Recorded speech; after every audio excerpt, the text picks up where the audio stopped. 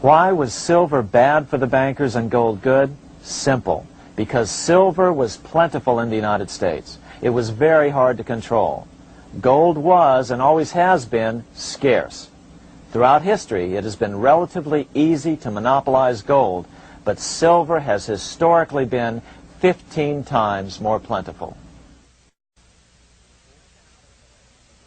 With Lincoln out of the way, the money changers' next objective was to gain complete control over America's money.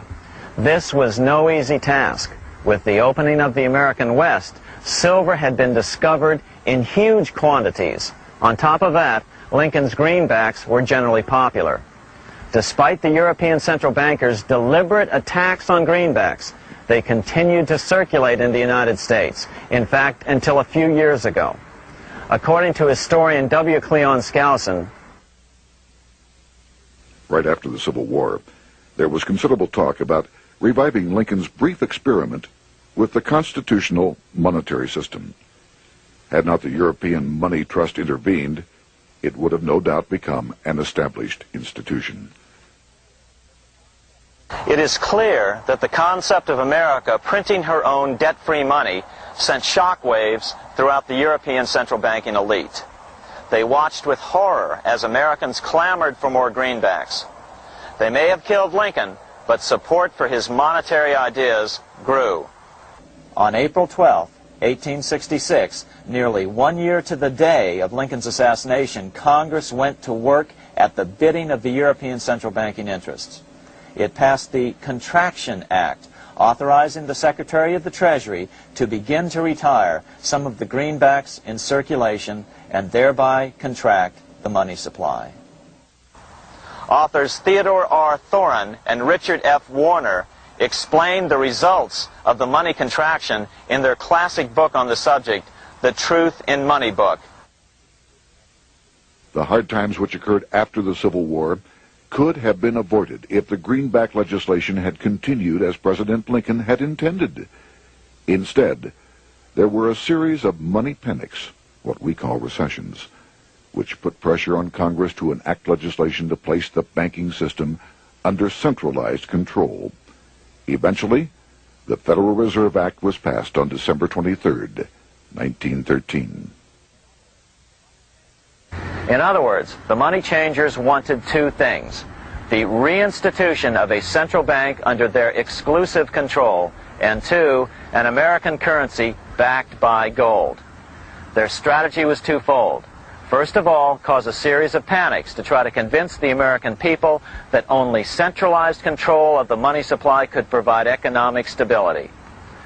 And secondly, remove so much money from the system that most Americans would be so desperately poor that they either wouldn't care or would be too weak to oppose the bankers. In 1866, there was $1.8 billion in currency in circulation in the United States, about $50.46 per capita. In 1867 alone, $500 million, $500 million, was removed from the U.S. money supply. 10 years later, in 1876, America's money supply was reduced to only $600 million. In other words, 2/3 of America's money had been called in by the bankers.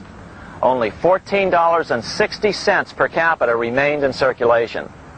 10 years later, the money supply had been reduced to only $400 million, even though the population had boomed. The result was that only $6.67 per capita remained in circulation, a 760% loss in buying power over 20 years. Today, economists try to sell the idea that recessions and depressions are a natural part of something they call the business cycle. The truth is, our money supply is manipulated now just as it was before and after the Civil War. How did this happen?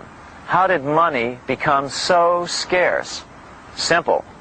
Bank loans were called in and no new ones were given. In addition, silver coins were melted down.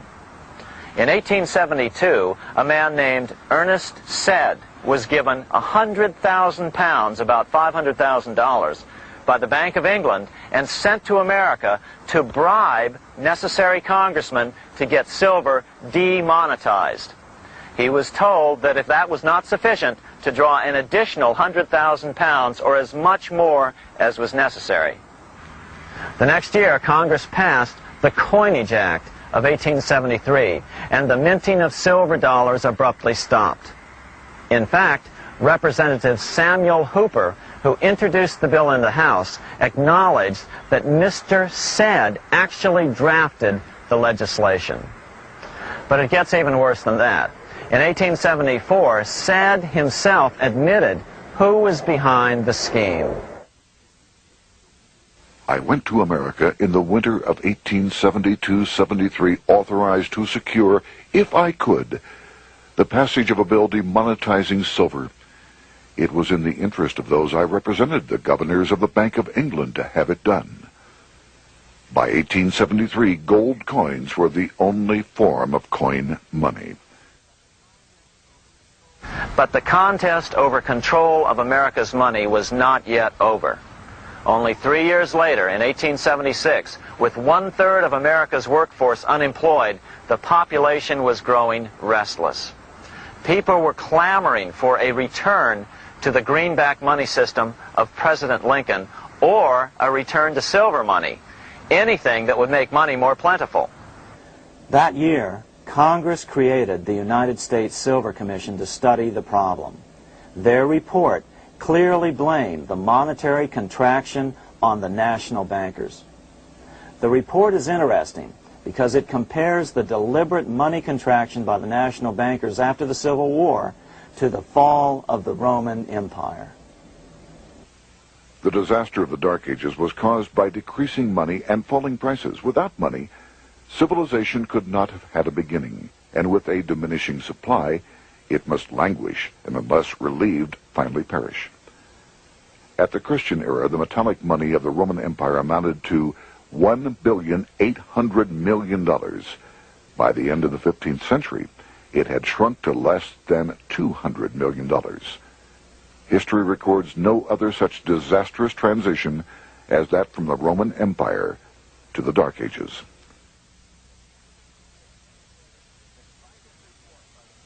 Despite this report by the Silver Commission, Congress took no action.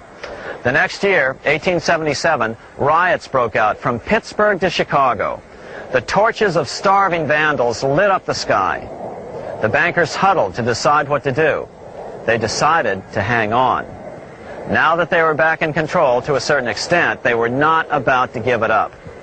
At the meeting of the American Bankers Association that year, they urged their membership to do everything in their power to put down the notion of a return to greenbacks.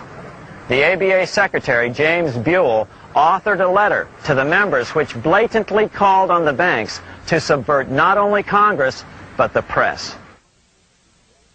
It is advisable to do all in your power to sustain such prominent daily and weekly newspapers, especially the agricultural and religious press, as will oppose the greenback issue of paper money, and that you will also withhold patronage from all applicants who are not willing to oppose the government issue of money. To repeal the act creating banknotes or to restore to circulation the government issue of money will be to provide the people with money and will therefore seriously affect our individual profits as bankers and lenders. See your congressman at once and engage him to support our interest that we may control legislation. As political pressure mounted in Congress for change, the press tried to turn the American people away from the truth. The New York Tribune put it this way on January 10th, 1878. "The capital of the country is organized at last, and we will see whether Congress will dare to fly in its face."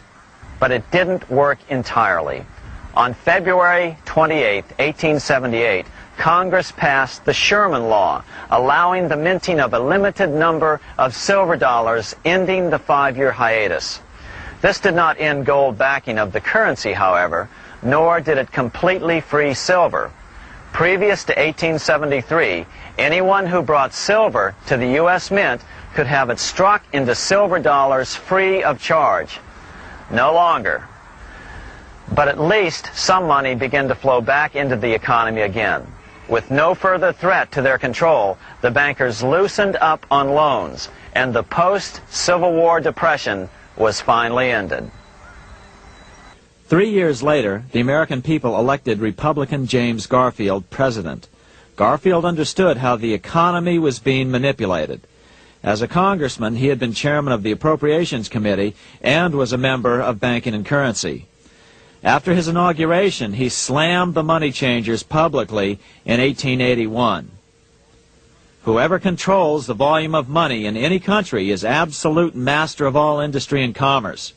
And when you realize that the entire system is very easily controlled, one way or another, by a few powerful men at the top, you will not have to be told how periods of inflation and depression originate. Unfortunately, within a few weeks of making this statement, on July